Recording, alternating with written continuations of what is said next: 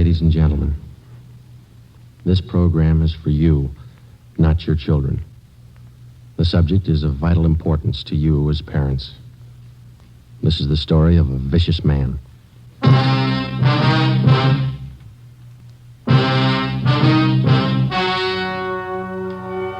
story you are about to hear is true.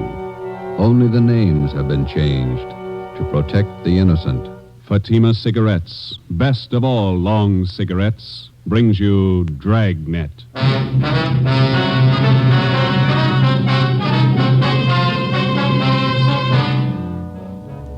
You're a detective sergeant. You're assigned to homicide detail. 2 small girls are reported missing. Somewhere between their homes and a neighborhood grocery store, they dropped from sight. Your job, find them. If you want a long cigarette, smoke the best of all long cigarettes. Smoke Fatima. Fatima is the long cigarette which contains the finest Turkish and domestic tobaccos superbly blended to make Fatima extra mild. And that's why Fatima has a much different, much better flavor and aroma than any other long cigarette. That's why Fatima has more than doubled its smokers coast to coast. So, if you want a long cigarette, smoke the best of all long cigarettes. Smoke Fatima. Dragnet, the documented drama of an actual crime. For the next 30 minutes, in cooperation with the Los Angeles Police Department, you will travel step by step on the side of the law through an actual case from official police files. From beginning to end, from crime to punishment, Dragnet is the story of your police force in action. It was Monday, October 27th. It was cloudy in Los Angeles. We were working the night watch out of homicide detail. My partner's Ben Romero. The boss is Thad Brown, chief of detectives. My name's Friday. We were on the way out from Central Division. It was 16 minutes past 8 p.m. when we got to South Peoria Street, number 267. Sure gloomy out. Yeah, it's sultry. Looks like we're in for some rain. Yes, sir? Police officers. Is Lieutenant Barker here? Yes, you want to come in? Thank you. This is Sergeant Romero. I'm Sergeant Friday, Central Homicide. How are you? My name's Claude Jimmerson. Lieutenant Barker's in here, on the phone now. Hi, Captain. Yeah, I'll let you know. Yeah, Romero, Friday. How's it going, Lieutenant? Not good. You met Mr. Jimmerson? Oh, sure. Sit down, gentlemen. Would you like some coffee? I can have the wife make thanks. some. No, thank you. We didn't want to bother the girl's parents any more than we had to. Jimmerson here is one of the neighbors. He's been nice enough to let us use his phone. The kids disappeared about 4 this afternoon, is that right? At 3:45. Got out a local broadcast on him. Here's a missing report. Thank you, Jim. Thelma Griswold, age 11. Barbara Sperry, 7-year-old. You talked to both families. Yeah. About 3:30 this afternoon, Mrs. Griswold sent her daughter to the grocery store down on Sycamore Avenue. It's about 10 blocks from their home. The Sperry girl, a friend of hers, she went with her. Anybody at the store remember seeing him? According to the grocery clerk, they were there about 3:45. Mother gave the kids a note. They bought a loaf of white bread, a half-pound of bacon, a dozen oranges. Yeah. That's right, Sergeant. I hope nothing's happened to the kids. We've been neighbors to the Griswolds for years. Sperry's, too. Did you notice if the little girls were going in the direction of their home? Yes, they were. The last time I saw them, they were about a block away, heading straight for home. Little Sperry girl had her dog with her. Champ, I think they call him. He's a collie. And he's missing, too. That's right, Joe. Not a trace of the kids or the dog. Juvenile officers from 77th Street have been checking the neighborhood for the past 3 hours. Are the girls in the habit of wandering off like this? Parents say no. It's the first time. Mm-hmm. Well, thanks very much, Mr. Jimmerson. Well, not at all, Sergeant. Sure you won't have a cup of coffee? No, thanks. We don't like to bother you, but we may have to check back with you later tonight. Routine questions. If I can help out in any way to find those girls, let me know. Yeah, we'll let you know, gentlemen. Thanks again. Nice fellow. Yeah, most of the neighbors we've talked to have been the same, anxious to help. Some of them are out with our juvenile officers now trying to dig up a lead on the kids. You checked the movie theater and the playgrounds in the neighborhood. Everything, Joe. Those some of your men from juvenile, Lieutenant? Yeah, looks like it. Yeah, Schwartz and Preston. Lieutenant? Yeah, Preston, what you got? Found the kid's dog, the collie. Where? Just above Sanchez Drive, up in the hills. Hope it's no indication. How do you mean? Dog's dead. The collie dog was taken to a veterinarian on Jefferson Boulevard to be examined for cause of death. We put in a call to the office, and a special detail of men was assigned to aid in searching the area where the dog was discovered. We got out an all-points bulletin. The fathers of the missing girls and a dozen neighbors joined in the search.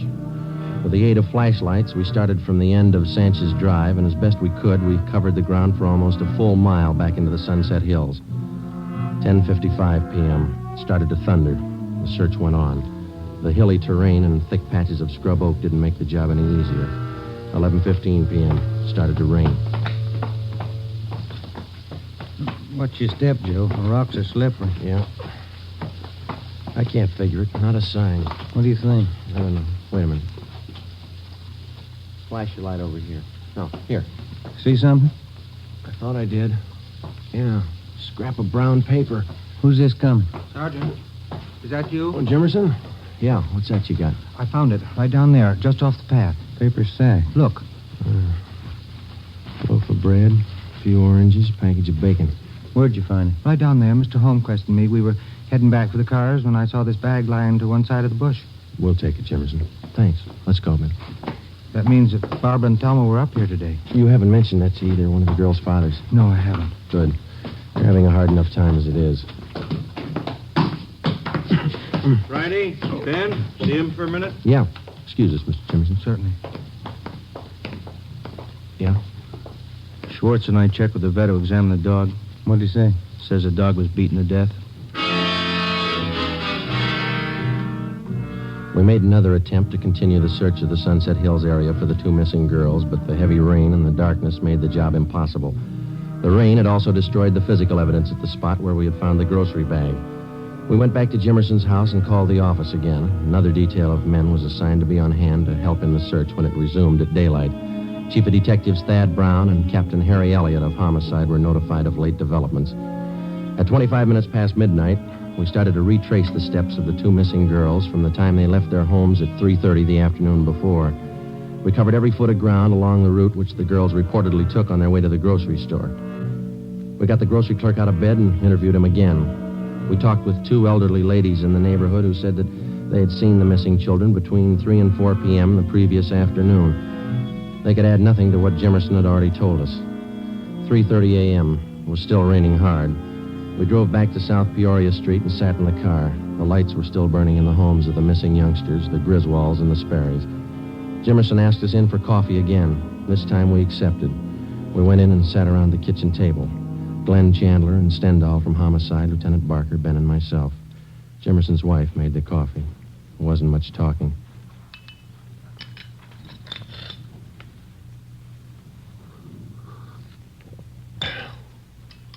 You want more coffee? Oh, yeah. Thank you, Miss Jimmerson. All right. Thank you. You want some more? No, thanks. It's fine. You want some more coffee? You got enough there? Sure, Lieutenant. Plenty. Go ahead. Thanks. Fill the sugar bowl, will you, Amy? Empty. There isn't any more. You never do things right. I told you to get some at the store today. You told me? Yeah, that's all right, Jimmerson. Never use it anyway. Thanks. Never do anything right. All right, Amy, go to bed. She's a little upset. Not feeling too well. Well, I guess we better be going, Jimmerson. Thanks. No, that's all right, Sergeant. She didn't mean you. It's this whole thing, I guess, got everybody on edge. There's still a chance they may be all right.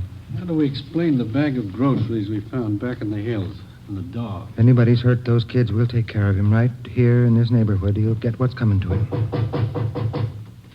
Somebody at your back door. Oh, yes, I'll be. Sergeant Friday here? Yes, he's here. Come on in. Sergeant. Hi, Tom. Hi. What do you got? Mr. Griswold, Joe. Says he'd like to have you come over and talk to him.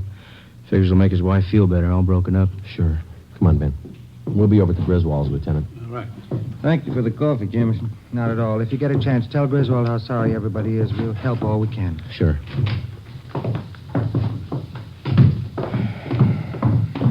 Bad night. Yeah.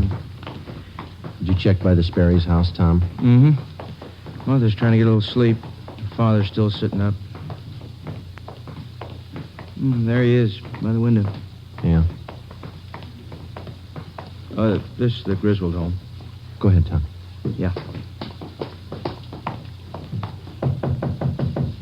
They're going to ask questions. What are we going to tell them? I don't know. They could be all right. Kids do funny things sometimes. Maybe, but they don't murder their pet dog. Like a doctor, a lawyer, or an engineer, the police officer comes to realize that there's only so much that can be learned from his books. Time and experience make up the rest. The police manual contains no stock answers for the grieving wife who has just lost a husband in an auto accident. No firm but polite reply to the belligerent motorist handed a traffic tag. No words of reassurance for distraught parents of missing girls, ages 11 and 7. Whether it's trapping criminals or comforting parents, you find the right answer the hard way. There isn't any other way. We sat and talked with the Griswolds for a full hour. We didn't tell them about the dog or the bag of groceries. Until the fate of the two little girls was definitely decided, we figured giving them the information would serve no purpose except to add to their worries. 5 minutes past 5 a.m., almost a full hour until daylight. It was still raining. George, maybe the officers would like some breakfast before they leave. No, thank you kindly, Miss Griswold. We had some sandwiches about an hour ago. Sure I can't fix you something? No trouble. No, sir. Thanks anyway.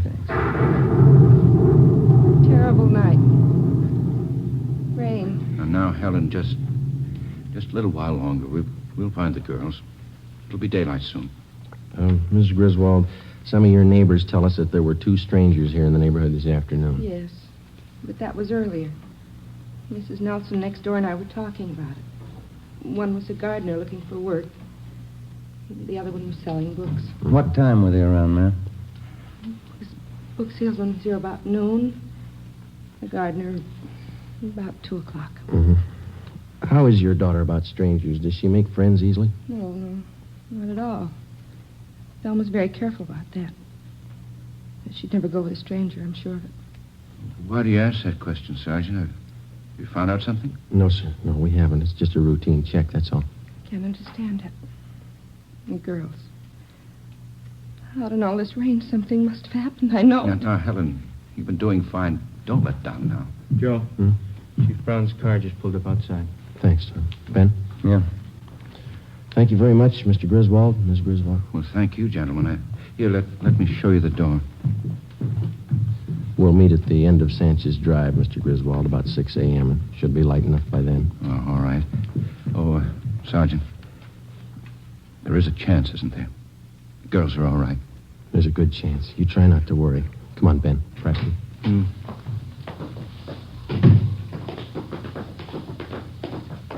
Tom, you want to check with Barker again and see if any of his men have a line on the two men here in the neighborhood yet? Right. If you want us, we'll be in Thad Brown's car. All right, Sergeant. What time you got, Joe? 20 to 6. It's getting light now. Yeah. Let's get out of this rain. Gentlemen, you look a little wet. I could stand a dry pair of shoes. Still no trace of the kids? You heard about the dog and the bag of groceries? Yeah. Nothing else since then? No. It'll be light in a couple of minutes, and we can start searching the hills again. I ordered up another detail of men to help. They're parked up on Sanchez Drive. Captain Elliott's with them. Good. We can use all the help we can get. That's rough terrain. There's a lot of ground to cover up there. Guess you talked to everybody in the neighborhood. Yeah, parents, too. They help you much? Well, they told us there were two strangers in the neighborhood before the girls disappeared. We're having them checked out. Yeah. Griswold thinks the kids would be safe on that count. Says his daughter's afraid of strangers, never goes near them. Mm-hmm. How much area did you cover in the hills last night? About a full mile, would you say, Ben? Starting from Sanchez Drive, straight back into the brush. It wasn't too thorough. Not enough men, not enough light. You got plenty of both right now. 10 minutes past 6 a.m., Tuesday, October 28th. The search of the Sunset Hills area was resumed. 150 officers spread out over a 2-square-mile area with orders to probe every foot of ground. With them were almost 50 volunteers from the neighborhood. The rain settled to a cold, steady downpour. The mud was ankle-deep. 8:30 a.m., no sign of the missing youngsters. 10:30, still no sign. The search went on. A neighborhood restaurant owner sent out 5-gallon jugs of hot coffee for members of the searching party. After 6 continuous hours combing the hill, still no results. Chief Brown, Ben, and I went to the car for a cup of coffee and a cigarette. It's got me beat. Those kids wandered off. They had to come in this direction. Well, they couldn't have headed toward town. Somebody would have noticed them, sure. Yeah. No leads at all on that APB you sent out? 2. They both fizzled. The youngsters up in those hills someplace. Gotta be.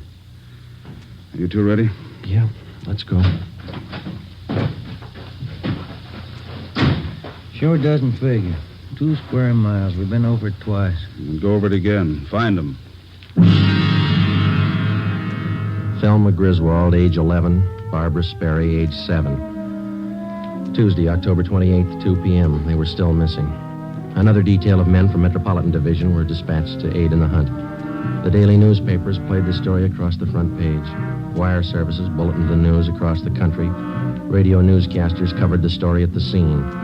On South Peoria Street, the 2 mothers sat in their homes and waited. The search went on. It stopped raining. Did you cover that patch of underbrush over there, Joe? Yeah, watch it. Yeah. I'm tired. Oh, yeah. Let's swing up this way. Right. Anything? No, nothing. All right, come on. Almost 2:30. Yeah. Too much coffee, sour stomach. Me too. You got a cigarette? I'm out. Oh, here. Thanks. Riley! Romero! Come on down! Preston, what do you got? What is it? They found him! They found the kid! Come on. Watch it, Ben. Bad spot here. Yeah, it's slippery.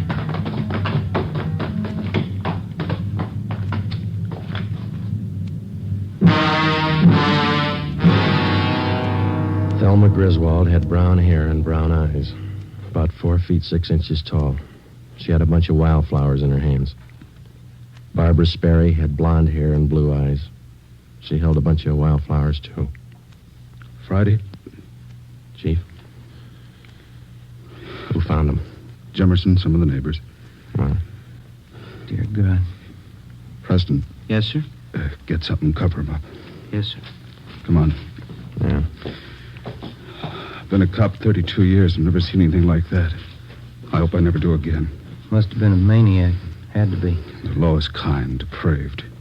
Anybody call the crime lab? Yeah, the area's been cleared. Family's been notified? Not yet. I'll have to tell them. Do you want to come along? No, that wouldn't be any good. 2 lives. What can you say? Whoever did it ran up a big bill. They're going to pay it.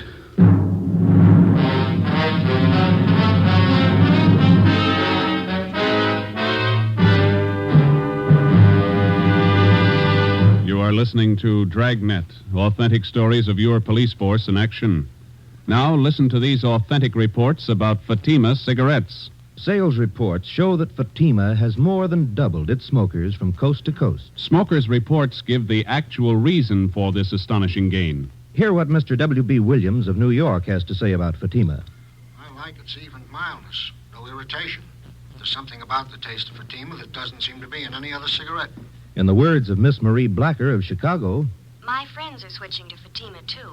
It's much the best of long cigarettes. listen to this statement by Miss Cecilia Marr of Los Angeles. I like Fatima best. It's so mild and has a wonderful flavor. Yes, from all reports, Fatima is the best of all long cigarettes.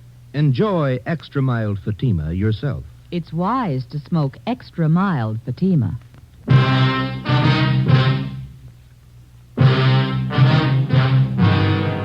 5 minutes after the bodies were discovered, the hunt for the psychopathic killer was underway.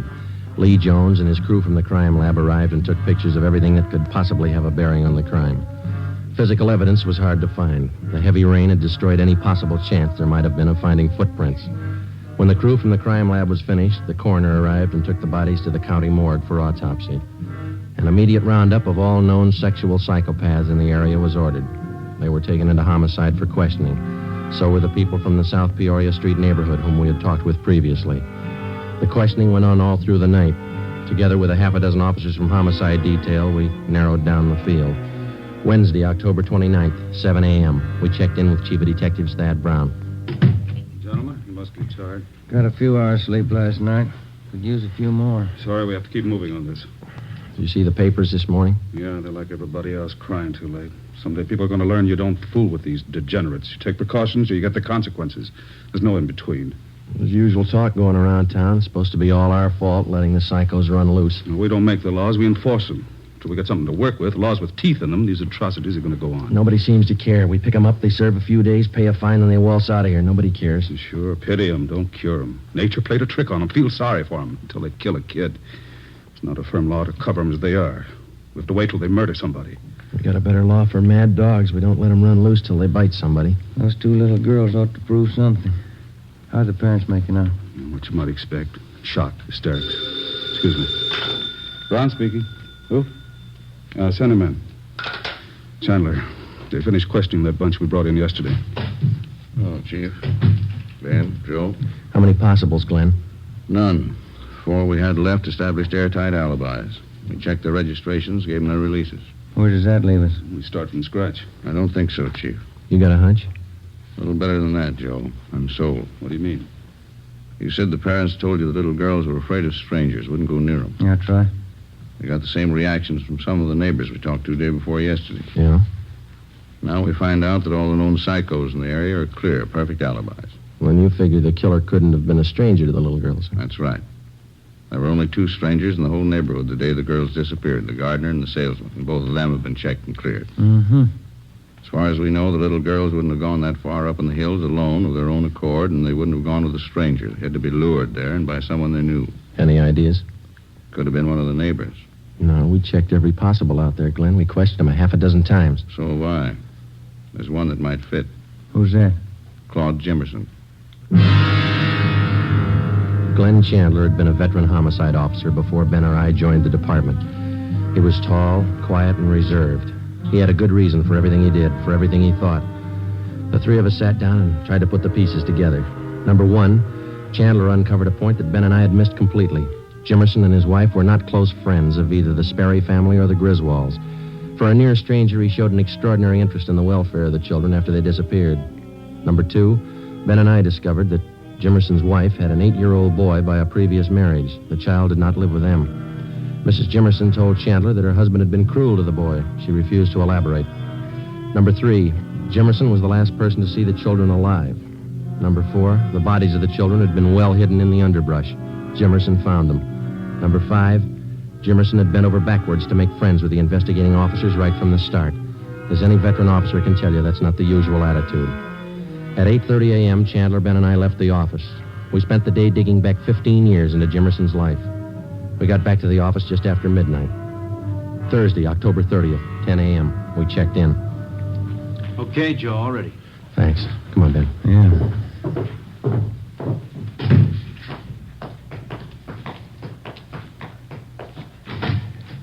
Good morning, Mr. Jimmerson. Oh. How are you, Sergeant? Glad to see you. Sit down. Sorry to bother you again. Not at all. Glad to help. Anything new turn up? Did you kill those 2 little girls? That's a funny thing to ask. Of course not. You know that. We ask everybody the same thing. Hope you're not offended. Oh, you kind of surprised me. I didn't know. Did you kill those little girls? I don't understand. I told you no. Of course not. It's a stock question. Routine. Did you kill them? Now, look, Sergeant, how many times do I have to tell you no? Sorry. You don't have any children, do you? No, we don't. No stepchildren? No. Why? Before you moved out to South Peoria Street, you and the wife lived out in West L.A., didn't you? Kelton Avenue? Oh, yes. How'd you know? You recall a Mary Gibbs out there? Gibbs? No. 6-year-old girl. You were charged with molesting her. That was back in 1944. They were crazy. They never proved it. Before Kelton Avenue, you lived in Santa Monica on 10th Street. Is that right? Yes. It was an 8-year-old girl. Donna Honrath? That kid lied, too. She asked me to fix her doll buggy. I never went near her. What about your stepson? Why isn't he living with you? Why did your wife send him to live with her sister? Amy's crazy. I never harmed the boy. We didn't get along, that's all. It got on my nerves. You've had 4 jobs in the past 5 years. What were they? I don't know what you're talking about. You were a janitor at a grammar school down the south end of town, then a gardener at a children's playground, then you were a shoe salesman, children's shoes, then you worked at another grammar school. What does all this mean, anyway? What are you getting at? Have you ever been in jail? Once. 6 months. There was some trouble. What kind of trouble? I didn't know what I was doing. I was drinking. I didn't mean to bother the kid. Well? That's all, Jimmerson. Routine questioning. You can go now. Oh, thanks. I hope you haven't got the wrong idea about me. I like children, that's all. Sure. Thanks for coming in. Well, not at all, Sergeant. Anything I can do to help. Well, goodbye. Say, Jimmerson, I almost forgot. There is one thing. Oh? Since you're the one who found the little girls, we'll have to have you identify the bodies. It won't take long. Morgue's just across the street, up the bluff. Well, I'd like to help you, but I got an appointment. All you have to do is look at them. Won't take you long. Come on, let's go. I'd like to help, Sergeant, but I don't take these things well. I get sick. We'll make it fast. Out this way.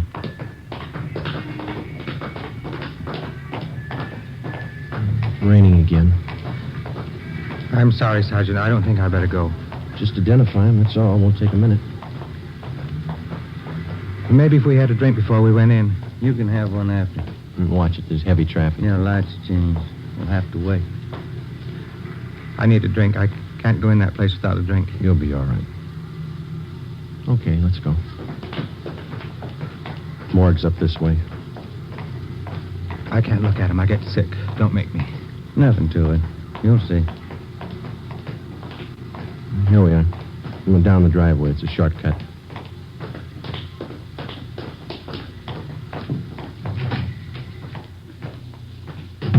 This way. Hi, Joe. Can I help you? Yeah, Archie. Those little girls. Thelma Griswold. Barbara Sperry. Oh, yeah. This way. Please. Right here, Joe. Yeah, Thelma Griswold.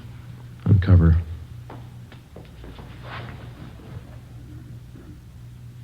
Jimmerson? Yeah. Thelma.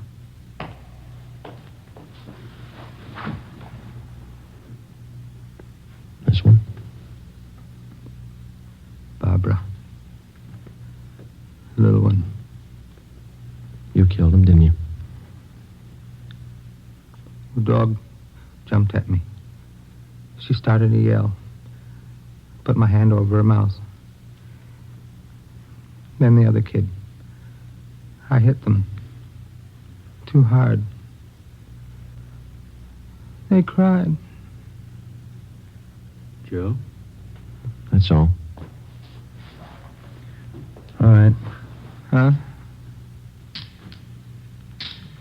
Let's go. It wasn't my fault. I like kids. They didn't understand me. Neither do I, mister. Come on.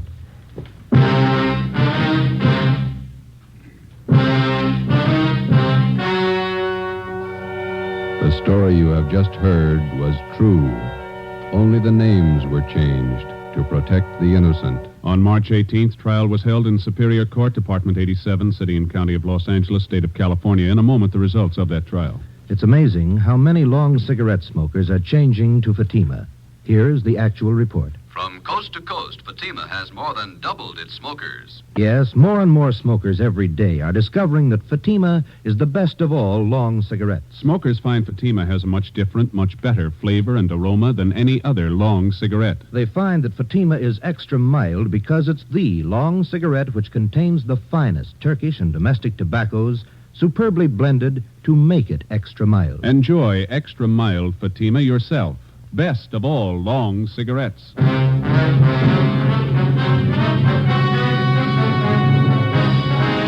Claude Willis Jimmerson was tried and convicted of murder in the first degree. On April 23rd at 10 a.m., he was executed in the lethal gas chamber at the state penitentiary. You have just heard Dragnet, a series of authentic cases from official files. Technical advice for Dragnet comes from the Office of Chief of Police W.A. Wharton. You're tuned for the stars on NBC.